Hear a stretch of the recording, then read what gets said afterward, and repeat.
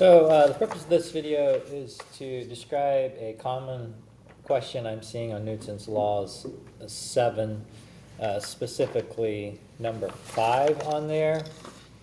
And I've gotten quite a few questions about this, so I just want to try to get something out here in case it helps you.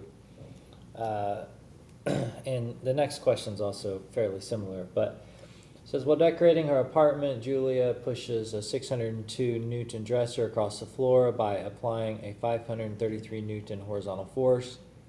The coefficient of friction between the dresser and the floor is 0.569. Determine the acceleration of the dresser. Now, anytime you're dealing with a question such as this, you always, as mentioned, should draw pictures and start putting in the things that you know. And so I'm going to draw that picture here.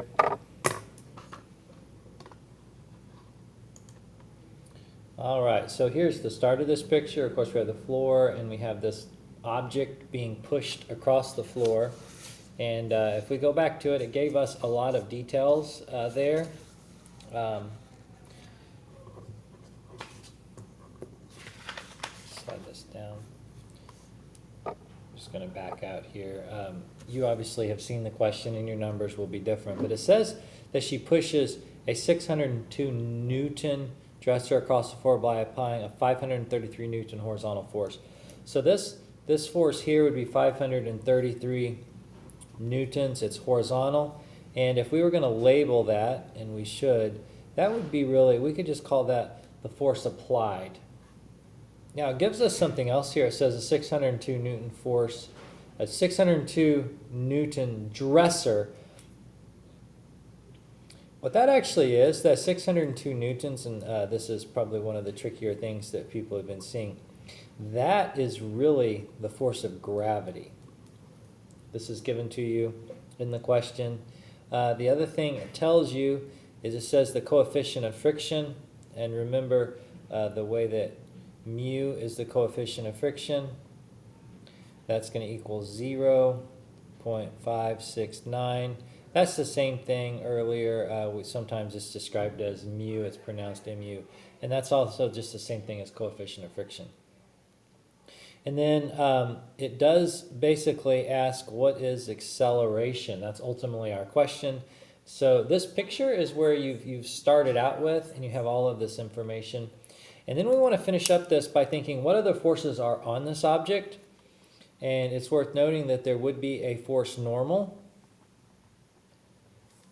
That's not mentioned, but it's certainly there. Otherwise, the object would be falling downwards. We have to have a balancing force for this 600 newtons.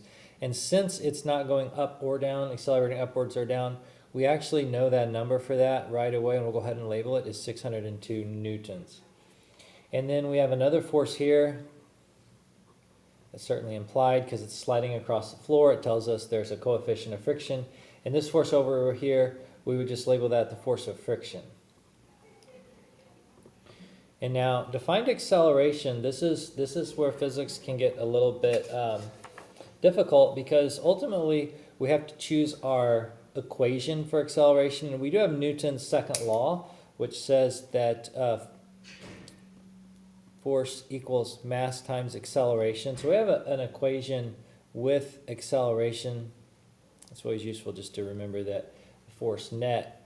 But the problem is right now, we don't know acceleration. We don't know the mass. We don't even know the net force on this object. So we actually have none of these. So we're going to have to do at least at least a couple things to figure out each of these. The easiest one to start with is to figure out mass.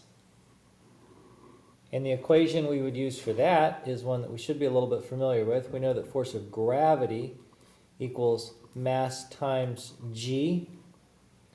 Sorry about that. Zoom in a little bit here. If we know that force of gravity equals mass times g, and in this case we do know the force of gravity is equal to 602.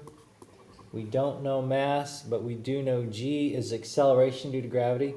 This is always 9.8.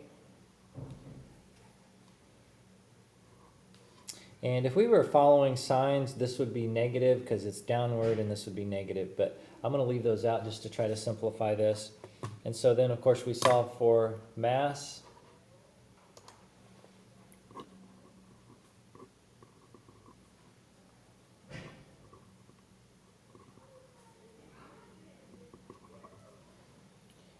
We find that it's 16.43, and then obviously we want to jump in there. We started with SI units, so we can put the SI unit for mass in there of kilograms.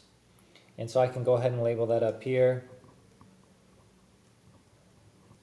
as something that we figured out, and is useful because that actually gives us, if we remember, mass, and we needed to know mass.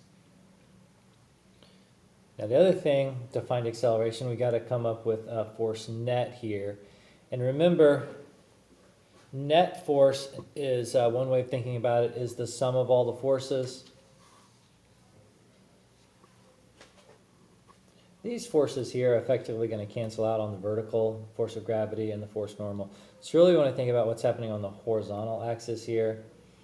And do we have enough information to solve for force of friction so we can see what that is?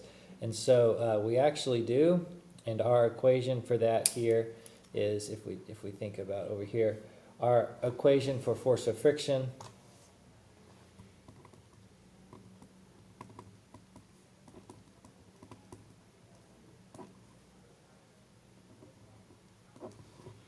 is force of friction equals force normal times mu. And so we can solve that.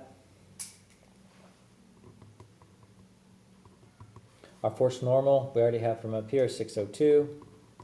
Mu, or the coefficient of friction, that was given to us, 0.569. And so our force of friction, sorry about that, our force of friction would equal 3.52. We can round that to 3.53. And of course, SI units in, SI units out. This is unitless. This was in newtons, so we are going to have newtons. So we can jump up here, and we can add our force of friction right here. Always be adding to these drawings, 3.53 newtons. Now we're almost there. We still have to get force net. What is the net force on this? And the easiest way to do this is just to look and think. If you have this amount pulling to the right, 533, you have 3.53 pulling to the left. What is the net force? Well, obviously that's going to be a net force to the right, and we can take this number minus this number would tell us that net force. If you prefer to do it algebraically, you can say that the sum of the forces is the same thing as the net force, and so you would take positive 533, and then add that to a negative, because it would be the left 333. But I'm just going to show it conceptually here. And if we took 533 minus 353, we would have that the force net equals 529.47. Now we can put in the things that we know here. 529.47, mass 16 equals 16.43, and then we can of course solve for A. So you would of course divide both sides by A and solve for A.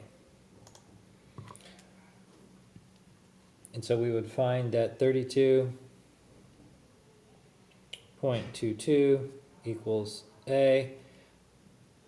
And you would want to put in your units, 32.22 meters per second squared equals A. Circle it. And we have solved what we were looking for. Thank you. I hope this helps.